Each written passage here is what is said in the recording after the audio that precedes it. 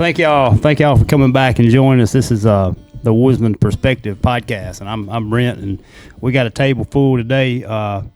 But we appreciate y'all joining us. I know y'all got a lot of things y'all can listen to, and we appreciate y'all picking us. We got a pretty good one today. I would say we got maybe two of the most famous Mississippians, or at least their handlers in here. If you're in the deer hunting world in Mississippi, if somebody says Bart, Chancellor, well, the next first thing that comes to mind is Smoke, probably. That's right. These dogs are famous, and Chad Smith and his dog Si. We got them in here to talk all about dogs, deer recovery, and what goes into it, and it's a big deal here in Mississippi, isn't it? Oh, no doubt. Yeah. I laughed when Bart and him got out of the truck. Brent, I said, him, Chad, I'd never met Chad, and I said, I'm looking at two guys that's held more Boone and Crockett deer than anybody in the state of Mississippi. And it's no question. You think about the deer that y'all have found over the years, some of the biggest deer in the state. No, no doubt. Yeah, and look, I'm going to say Facebook has probably blown it up more than anything, because I know Chad and I, we were on some of the same internet forums back before the Facebook days, the old MDWFP forum and the Bull. Yep. There were some famous tracking dogs even before y'all. I remember, was it Allie? Brad Stewart's dog, Allie. Yep. Yeah. That dog was an internet legend before there was Facebook, if I got my time frame right. But it seems like with Facebook, sort of the Facebook groups, and it gave everybody a way to communicate. It seems like that really helped that dog recovery kind of blow up. Is that right? Is that fair to say? Yeah, I would say so. Of course, Bart and I both, have had tracking dogs way before it became the cool thing to do. We both come from, running dog backgrounds. Hunting dogs. We run a bunch of cur dogs, caught cattle all over the country, and tracked deer at night. And when I was a kid, I really didn't have a specialized tracking dog till I got in college. But yeah, once the internet popped up and everybody got a tracking dog, and to where they could advertise. And yeah. Bart, I'll tell you this, Bart. Smoke being up here. I mean, I was in Kroger today getting them pork chops and talking to somebody, and they asked me, what you going to cook tonight? And I said, well, we're going down and we're going to interview Bart. And they've tracked two for us. I mean, it's just. There ain't many hunting clubs in this part of the state or in Right. Alabama or Mississippi or here that Bart hadn't been on, hadn't went to track a deer. Every time somebody shoots a deer around here now that they can't find, they say, call Smoke. Who's got Smoke's number? I'll Smoke's get random people say, hey, you got Bart's number, you got Smoke's number. I'll send it to them or whatever, and that's real popular. Yeah, before we get too far down the road, let's go and do proper introductions. Right here next to me, he's already talked a little bit. Just tell them a little bit about who you are and where you're from. Chad Smith, live in Leland, Mississippi, farm, so it kind of plays into the, the tracking deal during the winter, because we're done harvesting, and so you're from over in the Delta. Yep. Fortunate to live in big deer country. Everybody picks at me. Like Brenda, even you sent me a text, said that some guy said my dog will only find a big buck. That's Adrian Holly down in Philadelphia. He's preacher man on our internet group. He said, tell him I said his dog's good, but he only finds big bucks. He won't even bother look for a doe. I will too. That dog can't read a tape measure. That's right. Bart Chancellor. I run a lawn service and track deer. Bart, you from Louisville? Louisville? Yeah. You been there most of your life? All my life. That's good. I tell you what, it's a. Both these guys are outdoorsmen too. Boy, they both hunters. They're both hunters. Right. Yeah. Me and Bart and Brent, we had the first and second on old coon roundup. Yeah. Bart and them was running we had talk down there. We was having to wait on Bart and them to show up. We thought they was gonna pull one of them quick ones outside the gate on us, but we got them on that one. Bart said he just had a couple of bad partners. That's what Hunter said too. That was a tough go, wasn't it? Yeah, no doubt. It was fun though. That was a good time. It was a good time. No It doubt. was a good time. So fill us in a little bit on what y'all do, sort of the process from I guess once deer season starts, y'all get real busy and the phone's ringing. What's I guess sort both of that seasons is a network? is the bow season is probably the Yeah, biggest time for starting y'all. velvet season, it's Yeah. wide open. Yeah. Like where I'm at in the Delta, I track for most all the river camps over there. And, of course, those river camps are made up by a lot of farmers. And if it's dry in October, we're still harvesting, doing fall field work. So Bart gets cranked up a little quicker than I do. I mean, you're going to have that guy that's got that giant pattern and he's waiting on day one Game and he's going to time. go shoot him. Yeah. We do get some calls. Bart's picks up a little quicker than mine does. Have you found that? Them early calls, they don't even go look for the deer. They just shoot the deer and then call you, right?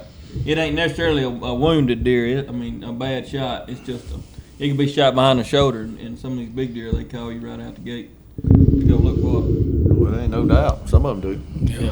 Look, before we get, because this is the craziest thing, as much as I've been in the outdoors, and kind of explain to the people as laymen, you think the dogs are trading blood, but both of y'all told me that's not true, right? That's right. So what? Kind of explain, one of y'all, kind of explain to me what that deer does when it gets shot. The tracking books and everything that I've read, and it makes all the sense in the world. They say that a deer that's wounded produces a different pheromone that comes out of the interdigital gland in their front foot, and it's caused when their adrenaline gets up, blood pressure gets out of whack. Right. And that's how those dogs are able. I mean, you pull up and you turn out at a feeder that's been 20 deer standing there, and those dogs go track one. It's got to be something to it then, right? That's right. Oh, it's no doubt. Yeah. Oh, and Bart can testify to this. Man, we pull up and it's blood everywhere, and you see those dogs struggling to track it. And you got to walk with them, and you got to go hunt, and that's a lot of times. And then of course, all of y'all hunt, and you've shot that deer and you've cut him across the brisket. Nothing fatal. I tell folks all the time, you can cut your finger off and walk a mile back to the truck. You're going to leave blood the whole way. You're not going to die. Right. Same thing with the deer. That's funny. I never thought about it that way. That's There's pretty no good. blood. Yeah. And in my situation, like we talked about earlier, 90% of my tracks is in the water. We started out in ankle deep water to knee deep water. So we was talking that both of y'all are seasoned trackers. Is the theory true? Most time a deer is going to go towards that water.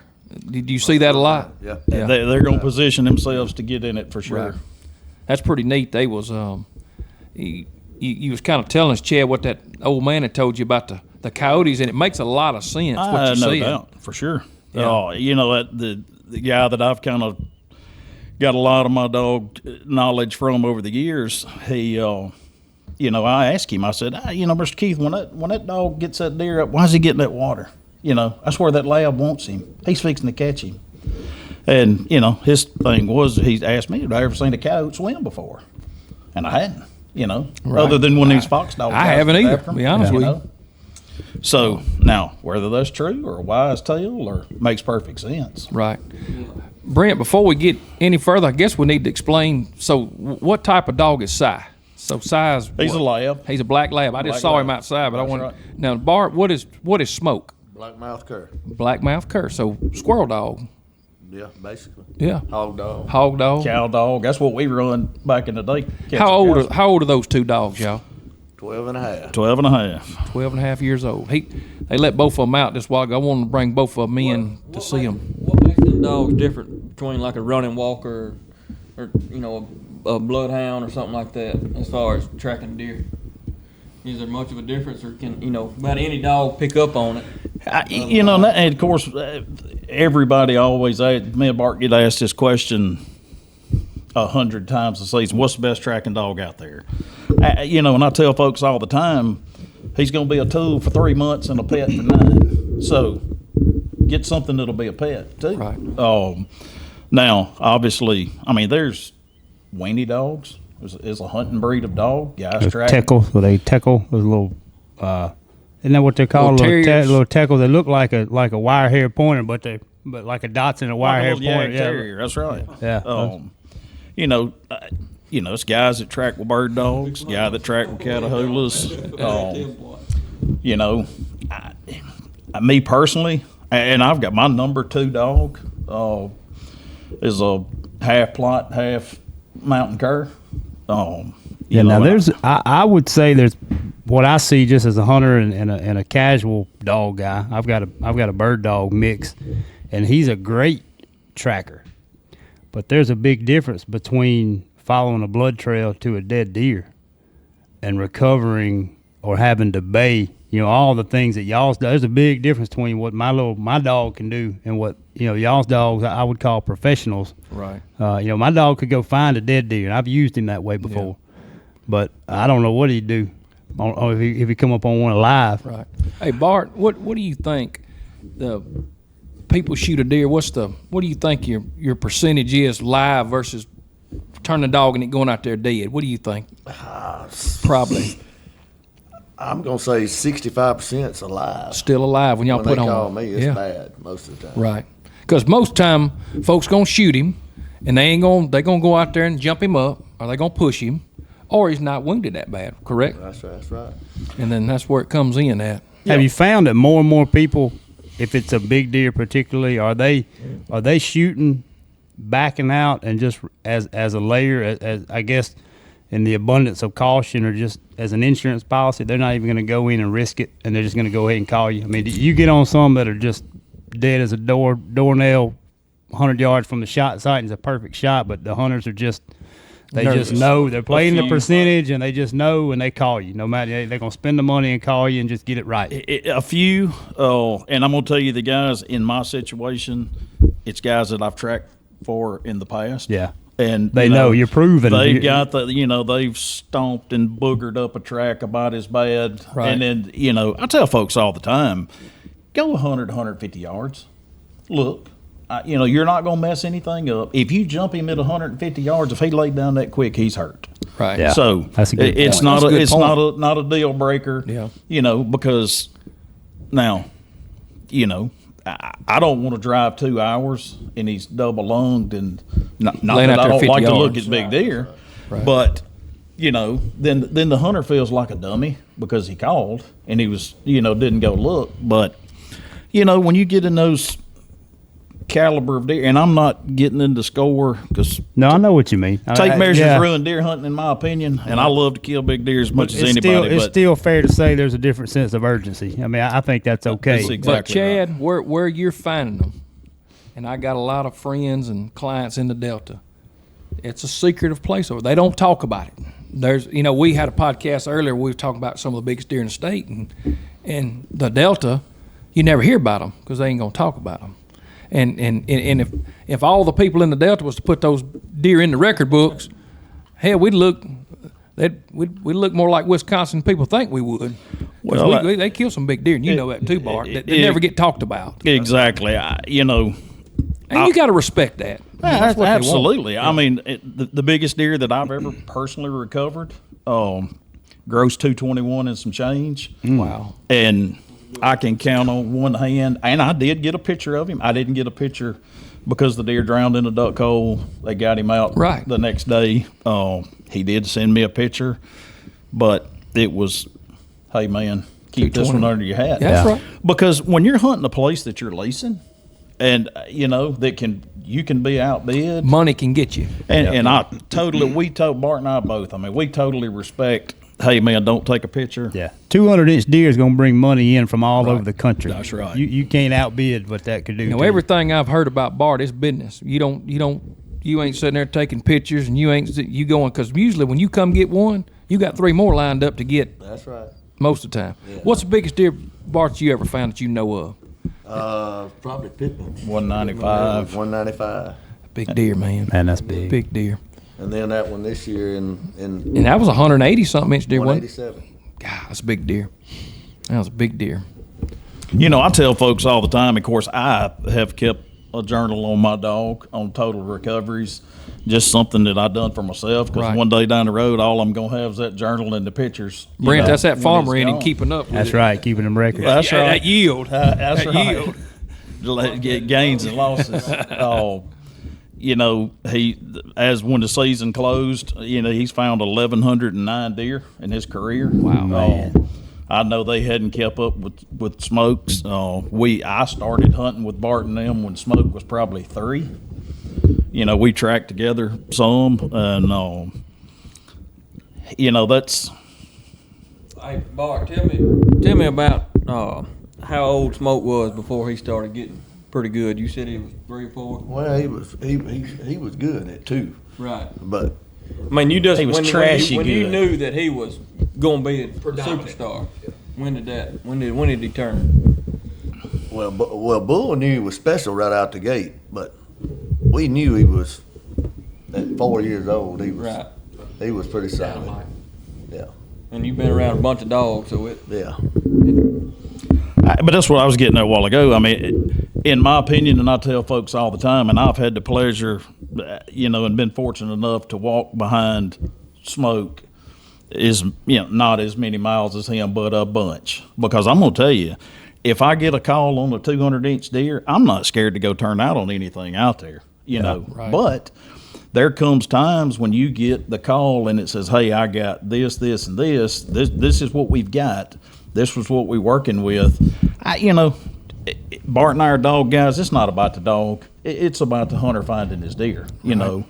And, if it's that special deer, I'm fixing to call him and said, hey, man, load up and come to the Delta. Right, we got one. And we fixing to turn both of them out. It's amazing, Brent. We was talking about it, but you two guys are like a doctor or like a EMT. Y'all on call like a fire. I mean, 4 months out of the year. right. I mean, it don't matter. Folks will call you because, like we was eating earlier, they don't shoot one at 9 o'clock and y'all go track it at 10 in the morning. I mean, it's most of the time it's late and they done waited 2 hours and then, and it's according who's in front of them.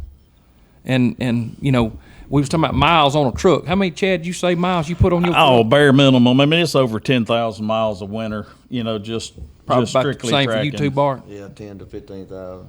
And tires, because it ain't no easy roads where you're going. No, absolutely not. We were laughing and talking the other day, and kind of just because I am a stats guy, and keep up with everything.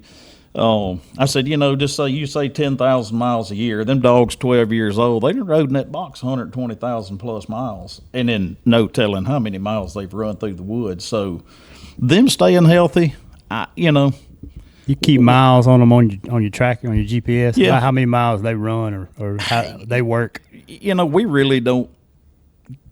The data's probably there though. If you want to pull it up, you probably got it. It does, but I mean, when that dog, you let him out of the truck and he's running over using the bathroom and running, it's calculating.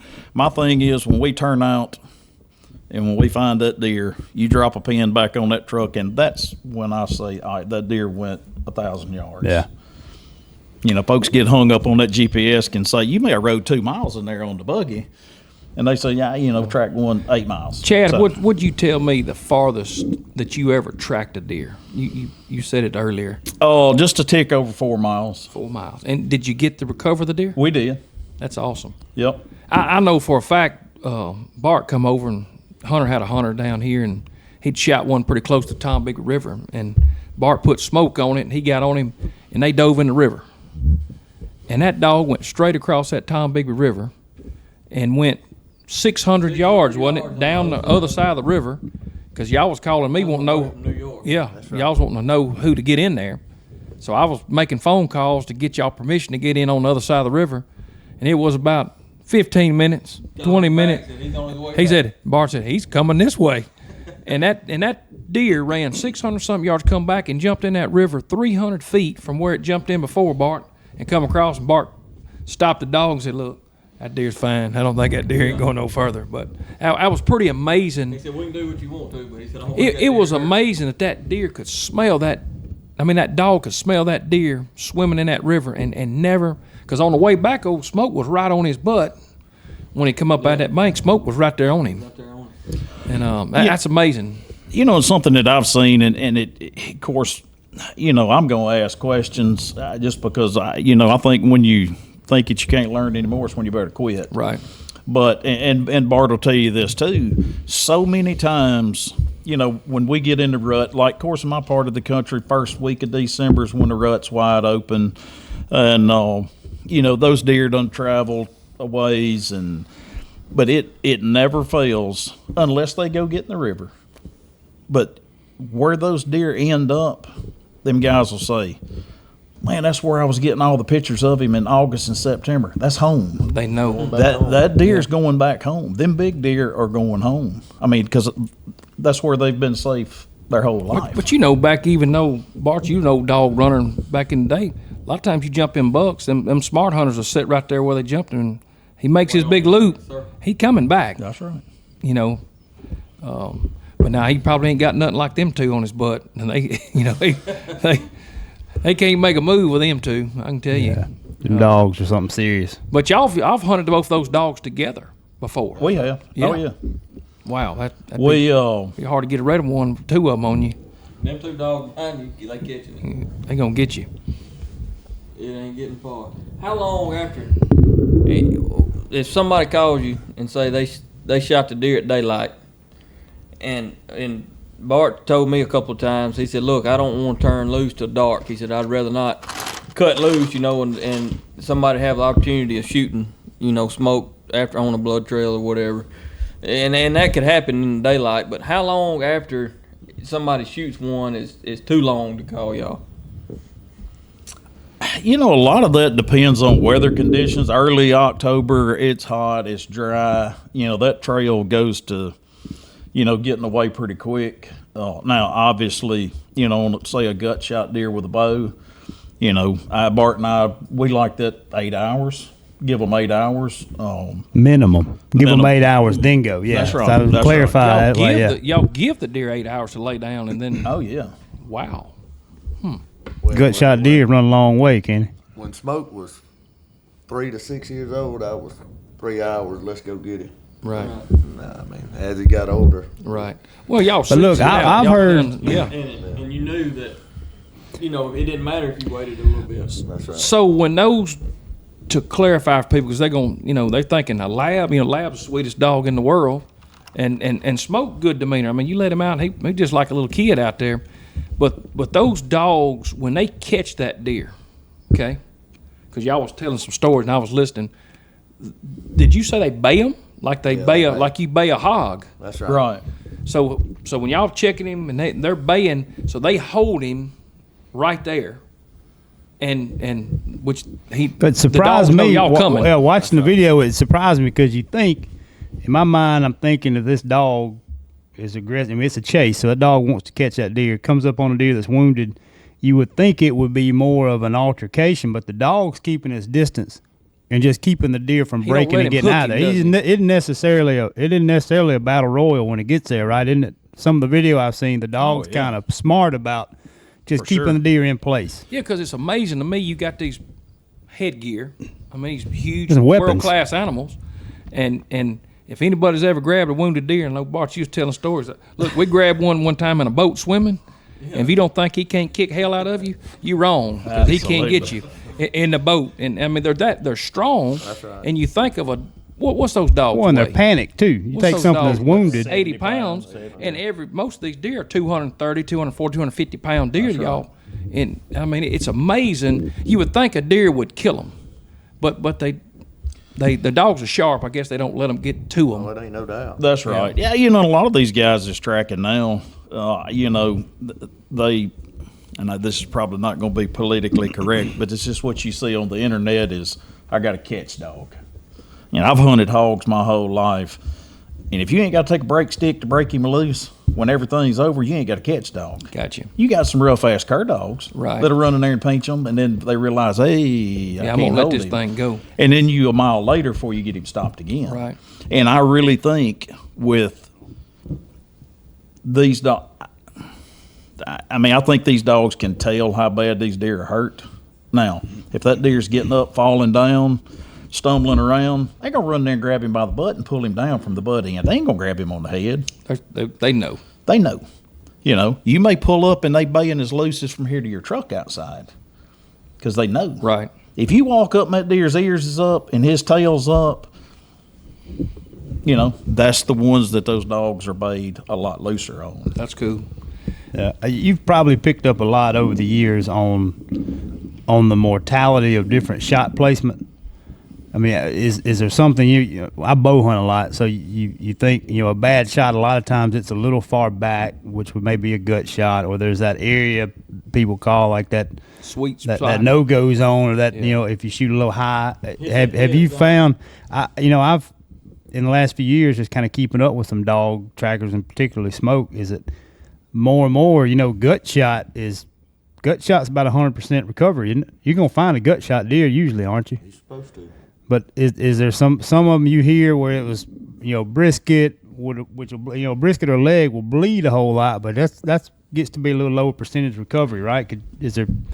What have y'all found about where you hit a deer and what the odds are of finding that deer? Yeah, what we see,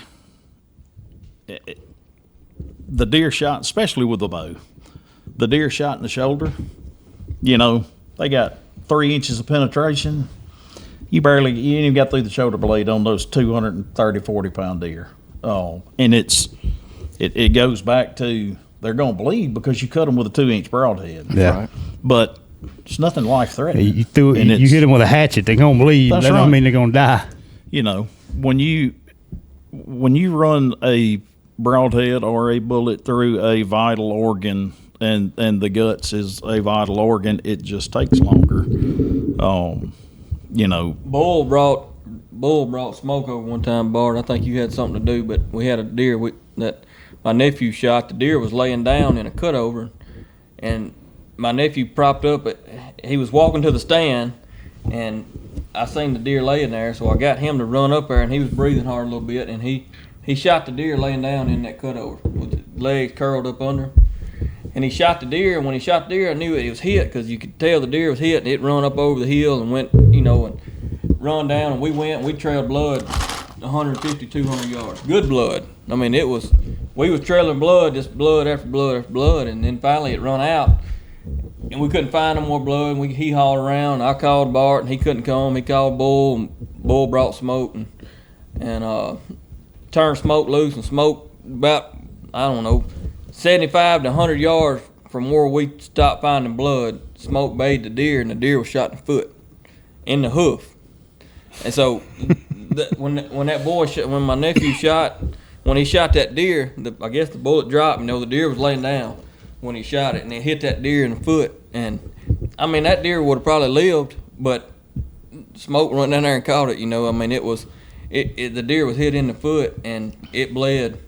It bled like it was shot behind the shoulder. I never would have thought the deer was shot in the foot, So that was pretty cool. That was pretty and when Smoke can go bay that deer by himself, how long will it take a pack? Because a pack of coyotes is going to catch him right there Right. and kill him. Now I understand He's gonna be wasted forever. the food chain, and the coyotes has got to eat too, but.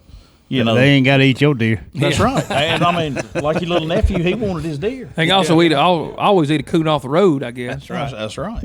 Bart, we was laughing about because Hunter was at my house when a guy called, and how many times you hear, man, he's a monster, he's unbelievable. Then when you get out there and find him, he's about that big. That's not my deer. Yeah, man, I ain't for sure I shot that. You get that a lot, Bart. Yeah, I get that a lot, but Smoke don't care. People get educated, but they'll run that camera out there. I got pictures of them right here. Y'all ever caused or been in the middle of any hunting club drama where you get out there and you just accidentally say, "Yeah, we was over here today and found one." What? We didn't know about that one. Yeah, I figure y'all get You get some of that, don't you, Bart? I was in a meeting and we was talking about bring y'all on, and they was talking about how Smoke had found a deer for y'all, and or you had found a deer for this guy, and you said, "Hey man, 2 weeks ago I found one across the road over there," and he's like, "Really? Okay." Somebody had some explaining to do on that one, but it's a funny, if y'all, both of y'all together, 10,000 miles a year. Y'all have been to some incredible places. I bet you some beautiful places, don't you? For sure. Yeah. And them and some, just as good as I guess we all land lovers, as good as they grow. That's it's right. just a good place. Like I said again, I'm so fortunate for where I live, and it's in the middle of big deer country in the heart of the Delta, right on the Mississippi Right. River. Right. Where if you shoot a 10 point at most of those river clubs, he's got to be 155 before you can pull the trigger, Right. and 6.5. Right. So when they call, you going after a Right. hammer. But Bart, what's the usually, I remember, I know where you live in Louisville, and you went all the way to Fayette, Alabama to track a deer.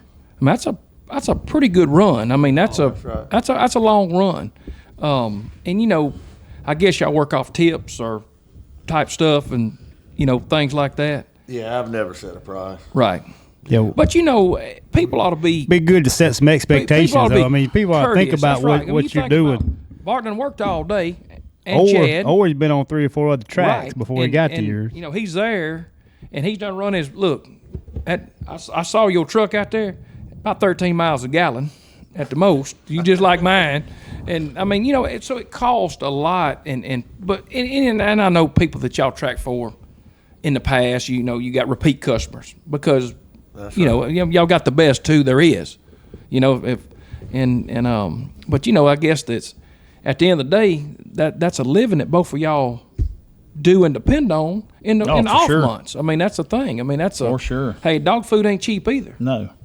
And veterinarians. I mean, that's a plus. Aren't you training on? You got a new dog and Moose, I think, ain't that right? So you got one that's being ready to kind of take them reins and take that crown. When Smoke gets too old. So I mean, all that's and your time that you spend with him. Right.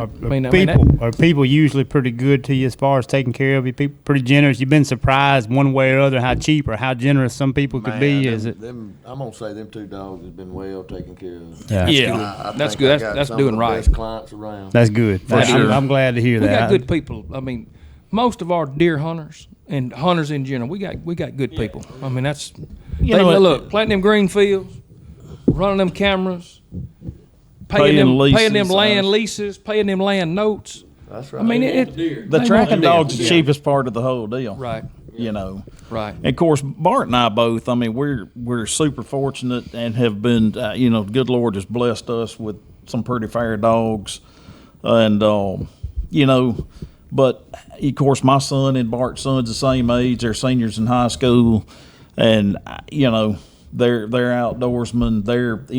Bart will send Will off with the dog by himself, and I'll send mine off. And a lot of times in October when I'm harvesting, I'll let him get off the combine. I'll go run it while he goes and runs the track. I tell him that's going awesome. out money. Yeah. Oh, Well, spending that time with y'all two, you sons. but I mean, that's right. But it positive. also takes while we try to keep a couple of extra dogs, and not to say one deer is better than the other, but you know how high school kids are. He said, right. hey, Dad, my bud, he just Right. shot a cull buck over here. Well, take that puppy and go get him. right. Train and get him some experience. So, but and that takes some pressure off of us, as well. And I want both of y'all because it's really amazing. After y'all told me about this law, the new law that they come in effect this year, and you and Bart had a lot of, with the game and fish, y'all had a lot of to kind of help create that and kind of word it. Kind of tell me about that because you think about it. You most of the time you shoot them at night. You have to go get them at night, retrieve them. I shouldn't say shoot them, but retrieve them. Right. And if they're alive, 6% of the time, and so you got to die somehow. Yeah. And so sort of setting the stage for that, for even the need for that law. There are some. You get a little pushback from some, and what is that primarily? Is there just clarification between the difference in recovery and night hunting? Is that what some people that are? I don't want to say against it. I mean, it may be it. Maybe they're haters. It's fair to say We got haters in this business. that there are I can people tell you. against Jealousy. it. But the logic, even people can be on another side of an issue, and usually there's some logic behind what it is. And I guess it's that some people see it as night hunting, not a mortally wounded deer, and you're out there and you're taking the deer. So I guess from there, what led to the need for the law, and kind of explain that a little bit. It clears up some gray areas, right? Do I understand that right? They're, not to go into any detail, but Bart and I both on two separate instances, on recovering a deer at night, and felt like that there was, and it is a gray area because the law in the state of Mississippi prior to this new law, it said you could not shoot a deer at night with the aid of With a the light. use of a light. Yeah. But it also said you got to make every effort morally and ethically to recover your game. So you shoot that big buck, and you give him. You come back to the camp. You eat dinner. You give him a couple hours, which what everybody does if they don't see him fall, and you go out there without the dog, and you track him up. And he's laying in that brush top over there, and you walk up. As a hunter, what are you gonna do? Well, you got to shoot him. You're gonna finish him off. That's Yeah. right. That's the ethical thing to do. Well, you don't want him to suffer. That's right. I mean, that's anything. I mean, that's a. So when these couple of episodes happened, instances, whatever you want to call them, you know, some of the wildlife commissioners reached out and said, "Hey, you know, we need a law that covers y'all and game and fish. You know, because if they get a call about a light, somebody shining a light at They night, think it's somebody's spotlight. they're calling the game warden. So the game warden's got to go, you know, check He's it got to out. respond. Right. Yeah. So with some deliberation back and forth, You can't call a game warden every time you gotta go track a deer. Go with you. That's right. Yeah. right. You know, we actually proposed make the tracker buy a permit, and we proposed that the permit price be $500. You know, Pretty stout. Pretty That's stout, right. yeah. So that that weeds out The some of the half riffraff. tails, yeah. And, you know, then when you catch one of them without the permit, of course, obviously the state didn't go for that. Yeah. But that's how serious we were when we put our interjections in to what we felt like Right, this yeah. law. Because you're doing a legitimate service. I think There's that no goes question. to That's clarify your position that you're not trying to and undermine the spirit of the law. We track because, you know, these game wardens that hunt, I mean, have had to track for them. Right. You know, Yeah, game wardens and politicians shoot deer too. Absolutely. Ain't no doubt. But I mean, even go a step further. You know, I have had the game warden call and said, "Hey, man, we had a guy shoot a deer off the levee. You know, we know he shot the deer, but we need I didn't to even find think the about deer that. to make a case against An him. Can you investigation. come?" So, and I have. You know, kind of a double-edged sword, but still, at the end of the day, just do what's right. Well, and here's another thing. These deer, I think you owe it to for sure. the deer. He's 5, 6 years old. We talk about management. We talk about all this stuff, but to go get him. And, I mean, like you was talking about hunter shot in the leg, and Bart, you found a pile of them shot because you've told me the knees and legs off and everything else. That deer would be dead. I mean, either a gang of coyotes going to jump on him, or are you going to retrieve him and get him? I think I'm going to go with that gun over that coyote biting down on me now. That's just me. What is the rules? Exactly. Well, the rule now is you can run 2 dogs at day or night, and you can use a handgun at night, bow season included, but at 45 caliber or less. So just basically a service type pistol. You know, 45 caliber or less. I mean, nobody's toting a 500 Smith & Wesson around with a scope. It would look good, one of them big, dirty, hairy ones. Man, you run through some of big the tickets 44. we have to run to. You'd rather have a Derringer. You're right. But, yeah, I mean, that's the law. I mean, we can run 2 dogs and then carry a service-style handgun at night. Tell a little quick story. Local guy at home, before I forget it, he was trailing a deer. He lives right there by me, and he's got a pretty good dog. Her name's Cat, but he had his pistol, and the deer got up in front of him. And he went shooting, shot the horn off the deer. The old guy that he was tracking for, he said, "Golly!" But I figured they can put it back on. But he shot the horn off the deer. You know, we laugh about that, and y'all are in close category. I mean, close proximity with all these things. It could be, you know, if you didn't. You got a lot invested in that dog. You got, Look, too look. many people wielding a gun.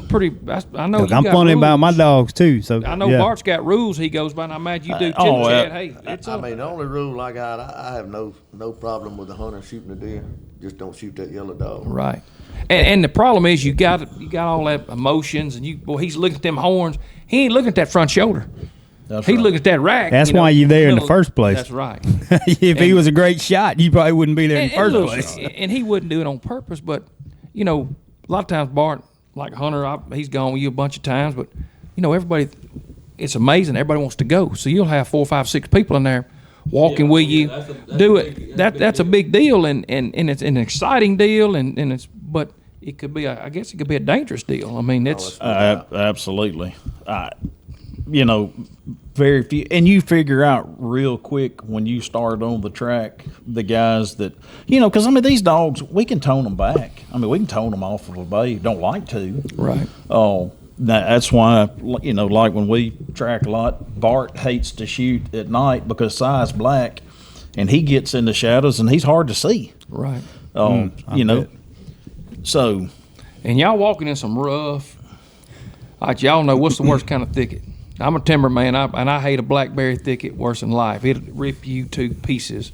What's the worst one to get in? A 4-year-old cutovers. Yeah, Boy, no it's tough, doubt. ain't it? Did you say you can tone the dogs off a bay? Mm-hmm. That's something. With I a hadn't thought collar? about it. You can tone With a them. collar? You can tone them back. They're Yeah, that's a well-oiled machine right there. That's, and I'm glad you touched on that because that was one of the things that we, with Game and Fish, everybody's running a Garmin style tracking system, or I would say 99% of the people are, and it's just like on X. You tap anywhere on that screen, it shows landowners and Property lines.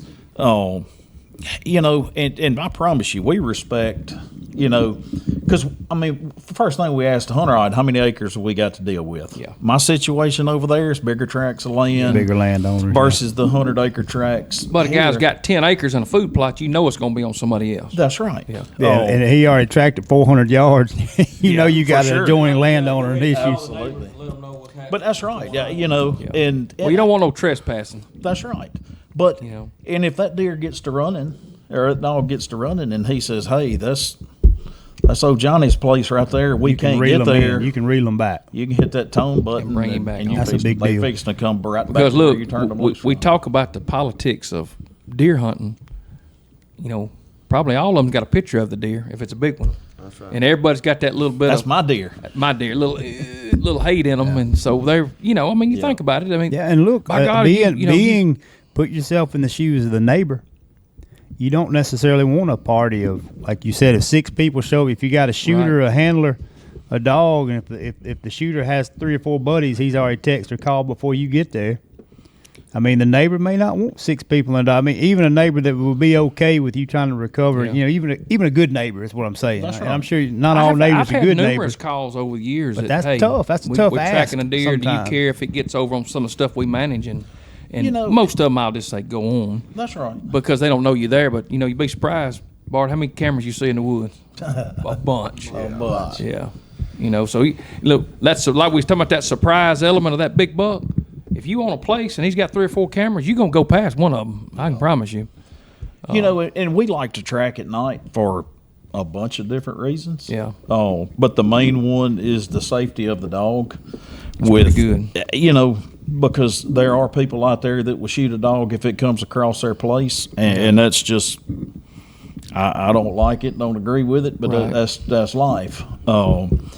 And deer that are wounded for whatever reason seem to bay better at night. At night you can walk up, could about kill them with a slingshot, Right. versus in the daytime. And you just I don't want to ruin your hunt. Right. Even if you didn't care if your neighbor come over here and tracked a deer. Right. Because Bart and I do it all the time. We call and say, look, man, there's a chance that we're going to get on your place because we've tracked all over the country. We know a lot of these landowners. Right. If you're hunting there, we're going to wait till dark. Right. And more times than not. And making the them neighbor, contacts that y'all have over the the neighbor years. respects that. And, very rarely do you ever get any pushback. Right. I would say probably, and I'm guessing a little bit here, but the reputation that y'all have earned probably goes a little further with that neighbor. If you're bringing in a reputable dog with a track record and sort of basically a resume, then just your buddy with a dog. I'm gonna say that probably makes a difference. Well, they're both them dogs are known. Mm-hmm. It's amazing. It's amazing how many times I've heard the name Smoke in the last 10 years. People It call just- me and they were like, I shot a deer, and I'll say, is it a smoked dog or we need to get a local dog? I mean, a smoked deer, or we Right. need to get a local dog to track it, so he don't have to drive all the way from Louisville, to come up. And, Well, I mean, he will anytime you call him, but that's a common question: is it a smoked deer or not? Well, and it goes back to, if that guy's never killed a 130, and this is the biggest deer he shot, it's the biggest deer in the world. It means If more it's a- to him than anything in the world. Of all the giant deer I've found in my life, and I have found Some of the best. some of the best, a kid's first deer is still my all-time, and I will not take a dime. Right. And it ain't no doubt those deer would pay the most of anything you ever find. But I'll tell them dad mamas and daddies, you do not have enough money to pay me what it's worth Right. to see that kid smile That's cool. and kill their first deer. Right. You're introducing them to something That's that right. I'm passionate about. And they won't never forget that. And they the won't rest of never their life. forget. I tell folks all the time, there's 2 deer you'll never forget. That's your biggest deer and your first one. Right. You'll I can forget a lot remember of where them. I was at when I killed Oh, no mine. I mean, doubt. that's just But one thing. but like he mine was bigger than yours, Hunter. So I figured.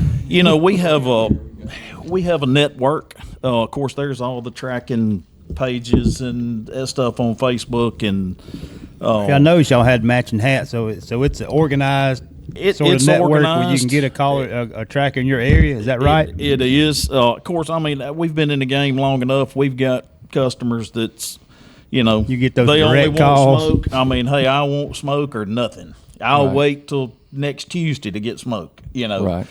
But we're scattered out. Was it 10 of us, Bart? It's in our group. Yeah. And we've got a guy in Tunica. Then I'm around Greenville. And then Bart and Zach Crowley's kind of over this way. Right. And then we got Eddie Mormon. He's in Grenada. And then we've got some kind of Jackson South. Wow, so y'all all got the way a- Crystal Springs, Gallman, That's down pretty that way. amazing. Yeah, Zach's over Yeah, Webster somewhere County, everywhere, right? yeah. That's right. Yeah. That's cool. That's sharp. So if somebody calls, and very few folks contact us through our Facebook page. We do have a Facebook page, and it's just called Blood Trailing Dogs. About as generic as you can Yeah. get. Right.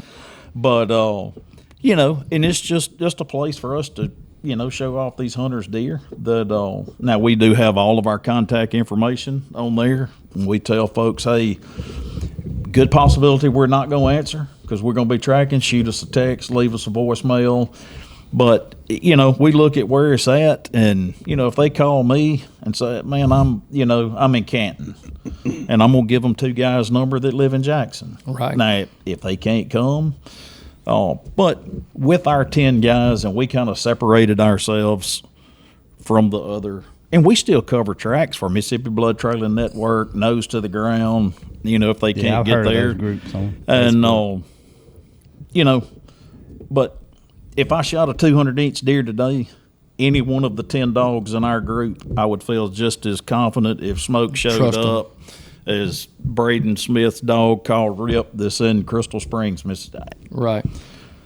One's just as good as the other. Right. Folks associate the So there's not a whole lot of competitiveness within the. not the with blood inside of trail. our 10 guys, no. Now inside of the blood trailing world, because it gets a little scrappy sometimes on those Facebook groups. It gets a little does. yappy. And I think it goes back to what we touched on a while ago, a little jealousy. Deer make people do funny things now. I mean, Well, it's now just- look, now as good as a good dog is, I'm gonna say it's a pretty bad deal if you make a call and somebody comes out there with a Bad half cock, dog. and a bad experience with a dog would. I mean, that'd be a bad deal. Right. For sure. I've seen both ways. I've seen That's why I say that. I no good, and I've seen smoke, and it's so much of a difference when Bart rolls up and turns smoke out versus somebody's just pet or whatever. A couple people's got good dogs, but Bart will turn smoke out. The hunter will say the deer went left, and smoke will be going right, and he'll be like, "Well, no, the deer went left. Deer went left." A few minutes later, smoke's got the deer bayed to the right. You can't. What'd you say? You can't never doubt it. I ain't gonna bet against him. Well, One of old Kenny Rogers songs, ain't it? No one That's hold right. them. My old guy that I've trusted in my dog knowledge for so long, he said that dog can smell better than you can see, and you got to trust him till you can prove him wrong. And that's kind of, been my motto. And he also said that, if that dog's good enough, you won't have to brag on him. Everybody else will. He said, because I think y'all have established That's a good move right there. He said, because I promise you, when you go to bragging on him, he's gonna shit the bed and he's gonna act like a dog, and it's gonna happen. And that may not be politically correct. I'm gonna say you ain't wrong. Truth hurts, That's right. Oh, so and that's, When Bart pulled up, and I'd not seen Smoke in person that I've remembered. But then I got to thinking, and I got a pretty good memory. I got to jogging, and I said, well, Bart, you remember tracking a deer over around Columbus in the city limits? And then got over by some apartment complex. He said, you the one to pick me up? I said, yeah, that's right. But the little boy shot his first deer, and Smoke got on him, and he run him, and and that's one of them 4-year-old cutovers. You remember, Bart, it was rough. So I bailed out there, and it was a nice apartment complex, had a big fence around it, and it was a big deal. And old Bart got in there with a thicket. I'm gonna tell you, he was cut up, and I mean, it was rough. It was blackberries, what you talking about. And Bart got the deer, and he said, well, how we gonna get it out of here? Because I'm telling you, wasn't pulling it back where the truck was. I said, well, look, we get over at this apartment complex. I believe we can get this fence up. So we drug that sucker, me and Bart and the other fella, we drug it and pulled that fence up and drug it up under the fence. And them folks standing in the parking lot, man, look at that deer. They were checking it out, and we was like, we got a dead deer laying in the middle of a dang Pontiac and a Capri over there, and probably a Fiero, and we drag it out and put it in the back of the truck, and Bart's sitting in the back, and he's like, good God, if we don't get out of here. We drove out the gate and come on in there, but it was that was a funny. Had to remember that, but it was it's been 5-6 years ago. Yeah, we were sitting around after we ate. We were sitting around talking, and all of a sudden, it's like a light bulb went off for Chris. He's like, "Was that you? Was that you?" And Bart remembered it too, because Bart said, "I was videoing that thing. If we get out of here, but it was, you don't look at it every day. Somebody drag a deer on their fence, be laid in the parking lot up there. But that's some of that Seek One stuff. But it was pretty cool. Well, I'm gonna tell you, Greenville, Mississippi's gotten probably bad as Chicago has. Right. So, yeah, for sure. They getting urban. I mean, you was telling a story, Chad, and I don't, if you mind telling it about the goldfish pond. That's what that's a pretty good story right there. Yeah, Bull and I, we turned out on the deer in Senatobia on Northwest Community College on the backside of their farm.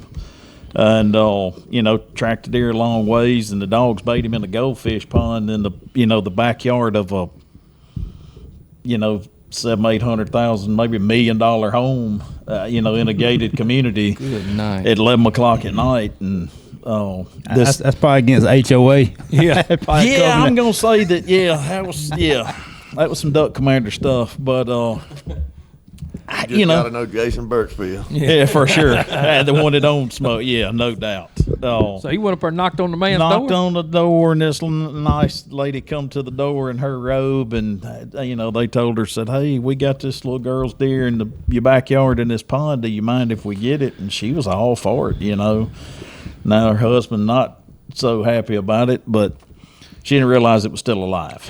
And, that's a detail.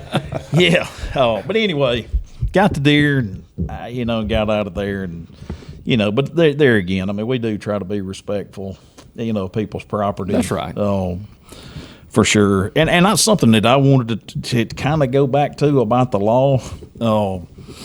I was on a track this year in Humphreys County.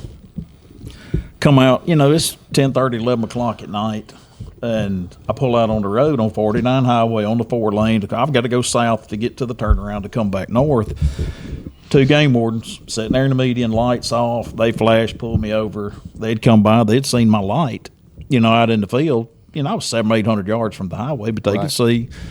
And, they questioned me, what are you doing? Yada, yada, yada. And I told them, and, they checked my truck. I asked did I mind if they looked in my truck? And, I had 1 dog in the box. And they opened my back door. All of my tracking stuff was there. Collars, handhelds, lights, dog leads, the whole 9 yards. And, I mean, they were as nice and professional as 2 officers. I mean, they were doing their job. Right. They just saw that. Somebody probably reported, saw that light out there. They actually were driving by, going to another call, And and saw saw it. those lights shining. And of course, in the Delta, you can see so far. That's right. And they waited till I come out. And of course, the hunter and his daughter was behind me, so they stopped and got out. And he was like, "Well, I see we didn't catch a bad guy, so let us go on to catch the next one. Be safe, Right. So That's good. They have accepted the new law, very well. Right. So That's good. That is real good. That's good. I mean, you're providing a service. If you do it right, you're providing a service. That's I think definitely a place for it. As ethically, we've got a duty. We've said it time and for me, that's what it goes back to. You got a responsibility. Once you pull the trigger, you can't take it back. Once you release that arrow, it's gone. We all want to make the best, most ethical shot we can make. But we've all been there. We've all been hunting a long time. It doesn't always go the way you script it and the way you draw it up. And I think you've got a duty. Your duty doesn't stop when he runs out of sight. So that's exactly I right. appreciate that. I think there's definitely a place for it. And from a hunter standpoint, ain't nothing sicker than losing one. Losing a deer. I mean, I'm gonna bring it up again. I got nightmares. I shot one back here, and he was doing it, and I just didn't know. And he's as good as I've killed, and shot him good, and thought I did, but jumped him. And anyway, I think about him yearly. You know what I'm saying? Yearly. And So he it's- died. Yeah, He he never dead. come back. He's dead. He died. never saw him perfect 12. I mean, I just wanted to. Well, I mean, it's just how it goes. But was it 2 years ago that I shot the deer on the farm? Yeah. I mean, I shot what probably would be the biggest deer I've ever shot in my life. I mean, we didn't recover him, but I mean, this deer, I've been fortunate to kill some big deer, some 70s kind of deer. Right. I think this deer was mid 80s as a slick 10 point. And you're gonna make me not sleep tonight. And look, when I shot him, and I shot this deer with a rifle, I normally just bow hunt. Did you call a dog? Look, I called Smoke. I called Bart from the stand, and I told, because when I shot this deer, I shot him at 175 yards, propped up in a Right. redneck blind and some sandbags. When I pulled the trigger, Man. I said, he'll never make it out of the field. Just kept going. He's going down in the front end. His tail's wiggling 100 miles an hour, and he makes it to the woods. He's got a little small buck with him. It's the next to the last day of season, so these deer piling back in these soybeans, Eating. and I shoot this deer at 2:30 in the afternoon, and I called Bart. I said, "Dude, I just smoked a giant," and we talked. I said, "I'm gonna wait till dark. Gonna try to shoot a doe," and of course, I saw the little buck come out, went in the Little Finger Woods, and the little buck come out, and he's looking back up in the woods, and he breaks and runs. I say, he just crashed right there. So I wait till about 5 o'clock, and I walk out there, and this blood trail's 6 foot wide. It's blood blowed on top of the beans on both sides of him. And I walked into the woods, and I go, he run 70 yards out of the field to make it to the woods. Went 25 or 30 yards, and I walk up on a bloody bed. Now, I didn't jump him because I'd have seen him. And I'd have heard him hit the water.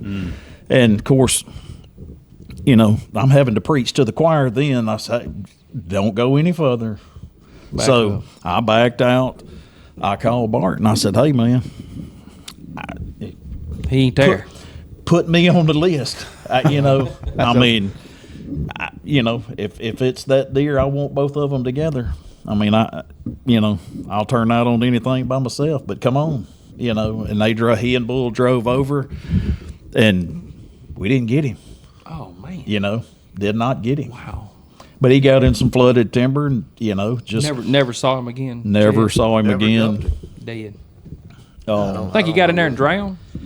Probably. I don't know. it just, this was in about a 200-acre block of flooded timber, and Bart and them actually drove back 2 days later. He said, dude, we left that deer in them woods, in that water.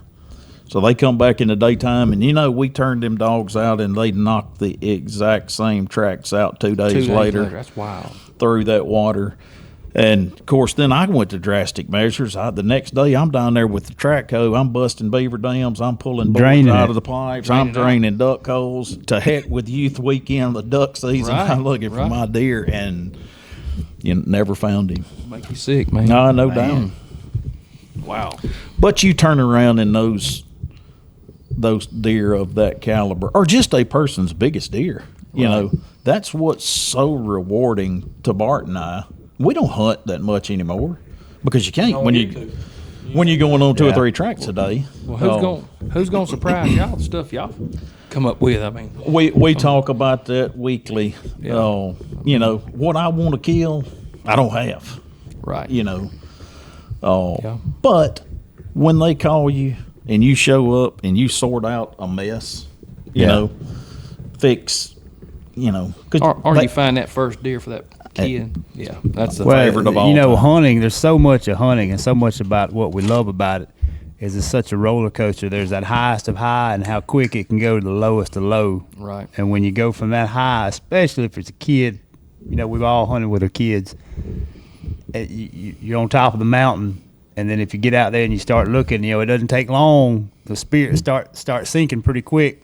Well, you start doubting yourself. When you start down, you start walking back through it, you start thinking about it. And so this will go back to, I guess this is probably 101. You probably get asked this all the time, but we got to ask, what do you want a hunter to do? When you get that phone call, before they call you, what's the ideal situation? What should a hunter do after they take that shot and all of a sudden it's not looking like what they wanted it to to? go look for his deer. And I mean, whether he jumps it or not. I don't think it bothers Smoke at all, unless you just really mess it up. But maybe don't put another dog on it. Where do you not get into to go that behind now? another You dog. go behind another dog, does that change it? Well, it makes it tough. Well, yeah. I've told people, I've had I mean- somebody call me and ask me to use don't- my don't go dog get that before, neighbor's- and I've that- told them, no, you don't. That want it. If you neighbor's wanna gold, find that neighbor's deer, golden doodle that you think she can Well, smell. yeah, if you're gonna put a It dog makes it on it, put a hard. good dog on it. Smoke's the kind of dog you don't have to babysit him. You turn him loose, and he goes and does his thing. You stay at the truck. Yeah, When you put that other dog out there, you do have to follow behind him some till he gets all that mess worked out, and it just makes it harder. I could see that because dog's sensitive. I mean, he got that nose, both of them. And it just, yeah. So don't be afraid to walk in and look for your deer. I mean, I want you to go look. I mean, that's what I And said that's something earlier. folks wouldn't know because I would Yeah, I would that's me, think you know. don't do it. But Well, if you say- watch Outdoor Channel now, and look, I get a little bit wore out if you're watching, and I don't watch a lot of Outdoor Channel anymore, mostly YouTube, but hunting shows in general. Man, it seems like everybody's quick to back out. And I was raised, you go look for your deer. I mean, I've looked for deer a lot, right or wrong. You know, now I'm not. The dog's definitely a better tool, but also But you feel like your gun was on, and that's right. I mean, that that to me is part of the hunt.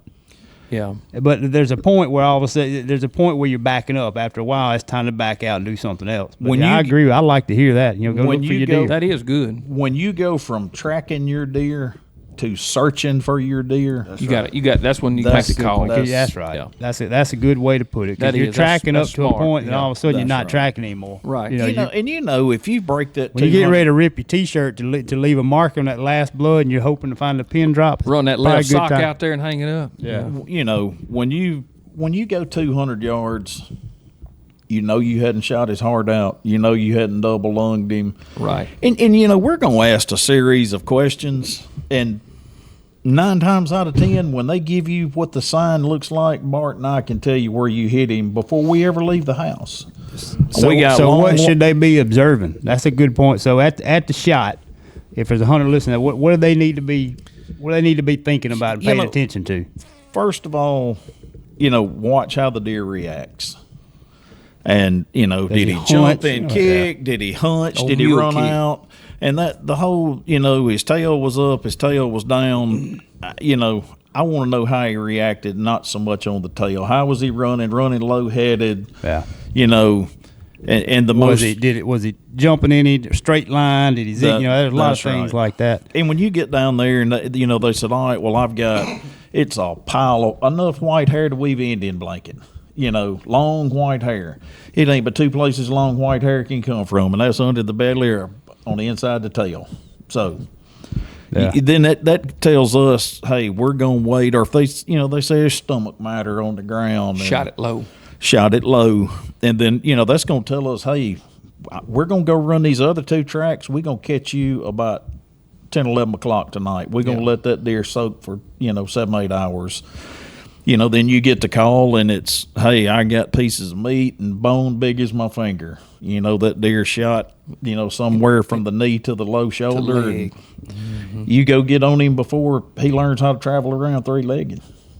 Yeah, so I've started over the years. I video more and more. I'm gonna say video probably comes in handy if somebody does have video of their video, and you can learn a lot from that video before you even let the dog out. Right? Is it the blood color? Is that a myth, or is that kind of a true thing? Or a deer shot in the liver. You get that dark maroon, almost black looking, real greedy, and of course. Obviously, when you go to seeing stomach matter and stuff on the ground, you can smell it. Good. And I'm gonna tell you, a lot of times, and Bart can test this. I know he shot the gut because it's bloody corn. That deer sitting there got a bite of corn in his mouth, and you rip him, and he jumps and he hollered. Yeah, he's thinking, man, this corn stings. But that's just the questions we're gonna ask. Hey, what caliber did you shoot with? Right. If it's a 270, you don't even leave the house, do you? Yeah, that dude's gonna live. Man, it's a 6.5 Creedmoor now. I was just finna say it. God, it's a flesh wound. Don't deer hunt with that squirrel gun anymore. Yeah, that's right. I think them 6.5 good for shooting cormorants. I'm just throwing that out there, Knoxville County people. But good for business. Yeah, that's right. Yeah, and that's what's so funny in the daytime. That's what I carry with me if I carry a rifle during the daytime. I carry a 6.5 Creedmoor, and it's only because I wanted at a Whitetails Unlimited banquet and wouldn't nobody buy it. So that's one reason Smoke's so good, because Bull, he shot a 270. Yeah, okay. Shot on him right there. But yeah, man, it's Bart and I laugh and joke all the time because we catch some flack because from the up and coming trackers, and look, man, we'll go help anybody. I mean, I'm not too proud to call Bart for help. I picked up on that too, and it's a pretty good little community, I guess. That's cool. I mean, I didn't know y'all had all those different. It's absolutely some good dogs out there. If you do your research, you can find them. Them other groups has got some good dogs. Right. They, Bart laughs and says all the time, he said, I promise you, there's a line longer than the welfare line that's sitting there waiting on them 2 old son of a guns right there to retire or check out. That's right. But just know that we done reloaded. That's right. Got 2 coming up the pipe. Yeah, we're gonna might get them in here and get some pictures. For sure. That's awesome. Yeah. Well, all right. So we start to wrap it up. When we post this, when we publish it, I can put links. If y'all are in a Facebook group, or if you want me to put your contact information, we can share your contact information. Put our I'll link get it from you to because if you go to the pinned post at the top of our Facebook link, it's got every handler's name and phone number and kind of the area or county that we're in. It's a good idea to put them in your phone ahead of time. For sure, ain't no question. Oh, for sure. Bart, I'm gonna tell you. I call Bart every time Matt goes hunting. I call Bart, tell him. Matt's a little. He can't shoot. Matt's a little light. He's a little light in the pants on them shooting. But I appreciate you coming, and I know I've been on you. I've been getting Hunter to wear him out because those dogs are legends, both of them, and it ain't about but it's about the dog and as many, like you said, 1,100 deer. I mean, you look at the dreams that people just how sickening they would be. I mean, look, we're talking about deer that we shot years ago that we still, in our minds, we lost. Think about how many deer those people would have lost if y'all wouldn't have found them. Oh, for sure. And me and Brent growing up, I mean, you have dogs back then. You had a fella that had some rabbit dogs or a big walker somewhere, but I mean, you blood trailing dog wasn't. Oh, you dang sure didn't have something bay one up and let you walk up there and get another chance. Because, I mean, that's what y'all do. Y'all giving them another chance. Oh, for sure. To get him. And, I mean, bottom line is but we appreciate, y'all coming in and yeah, and it really is about the dog. We talk about I'm telling you. The law is cool. It's amazing. What y'all do, the stories are good. But really, I like the idea of celebrating those dogs because, they're cool. Impressive now. They are. Those dogs are famous. They are. I mean, it's more you people walk into a dog. beer joint and say Bart Chancellor, somebody's going to say Smoke. I guarantee you. And that's exactly or right. Arby's. I mean, either one. Yeah, I mean, it didn't have to be a beer joint. I just mean, I didn't mean to run him down the road, but just that's What's a beer joint, Bart? that just We're means supposed to go to Bull. I would have said Chick-fil-A with the big old guns. Bart's told he ain't going no Chick-fil-A. He gonna go to Arby's. yeah. That's But right. my point, look, it could be a Sunday school class, but people know. There's no People question. know 100%. People that deer hunt know that name and they know that dog, and I'm sure it's that. We're not in the Delta, and to that point, I appreciate you coming a long way over and man, sit down I with did. us. Oh, man, yeah, I enjoyed You it, traveled all the way sure. over here to Columbus from the Delta, and we put some pork chops on the grill and And ate. they We want were to feed you fine. for coming, but the dogs are known. The service you provide is known, and you're head and shoulders above most of the other people out there. I All appreciate the y'all people, coming in. and Chad, I own a deer processing plant. So, I get tons of calls. Hey, Chris, look, we got smoke on the way. How long you going to be open? And I'll Till say, you get here, because we know you close at come. 8, but you call me, and you, just like y'all do, you got to work around somebody's schedule. Oh, for sure. And I've had a lot of deer, big deers, hey, shot a big deer, Bart's on the way, bringing smoke, and I'll tell them, hey, it's how you get in. Call me if you find it, and because a lot of times during bow season it'll ruin, so I'll go down there and open up, and Bart will find him and put him in the truck, and it's kind of like business doing business. He sends him on, he'll bring him on the prairie meat, and rest is history. I'll tell you a little interesting. I say fact. It's pretty much fact because we see it all the time. The success rate on bow shot deer versus gunshot deer, the success rate is higher on bow shot deer than it is gunshots. And you would think it would be totally opposite. A I guy would. sitting there with a high powered rifle, but you take the bow hunter, hopefully that deer was inside of 50 yards in the daylight. So he's got a real good idea where he hit him. Not saying bow hunters are better woodsmen than the guy that only gun hunts, but the guy with that high-powered rifle sitting there at dusk 300. dark, and he's shooting one at 250 yards, 300 yards, and At dark. at dark. Yeah. So many more variables come into play. I dabble a little bit in the long-range shooting, and one of the first questions, because we hear it all the time, hey, man, I shot one at 670 yards. What kind of rangefinder you got? Oh, well, I mean, Equipment I can't shoot makes one a at big 180. difference out there in that game. and it's, you don't have a clue where you hit him. Right. The bow shot deer, now, we get a bunch of calls from bow shot deer, and it's, that high Is shoulder. it always I hit him perfect? I 10 ringed him. Oh, yeah, yeah. That shoulder shot that you were talking about, Chad, it gets a lot of them, don't it? No That doubt. high shoulder with that bow. And with the Because you're rifle, shooting too. at that angle. Yeah. Even the rifle. Yeah. If folks would take 10 minutes and study the anatomy of a deer, Well, that'd be bad for business, wouldn't it? Yeah. Like Bart said, Well- 6.5, good for business. it is. But, I mean, I tell folks all the time, if you'll aim 3 ribs back and aim at the bottom third, you'll be successful more times than not. And that's my tip for the day. That's what I'm talking That and about. pull the choke out when it's cold. All right. Well, Guys, that's good. I'm telling you, you don't know how much I preach both of y'all. Appreciate y'all coming. It's a to know knowledge. I mean, we try to learn. We, on our podcast, we're trying to give people knowledge, but I mean, I learned more today than I have real off any world podcast experience. we've done. Yeah, I mean, this is what we y'all set taught out me to do some with this stuff that this was good. podcast is Yeah. to be real world, not just something in a textbook. It's a real world experience. Y'all seen a lot. Like Chris said when we first started, y'all probably held some of the biggest deer killed in the state. There's no question in the state of Mississippi. No I question. went on a run 4 years ago now, I guess. Oh, I found 7 deer over 180 in 6 days. Man. And and I'm not bragging. No, it's but that's just where you're at. That's your Bart territory. found more deer than I did in that same 6-day period. Right. It's just from where I'm at. But I mean, and these were all typicals. Wow.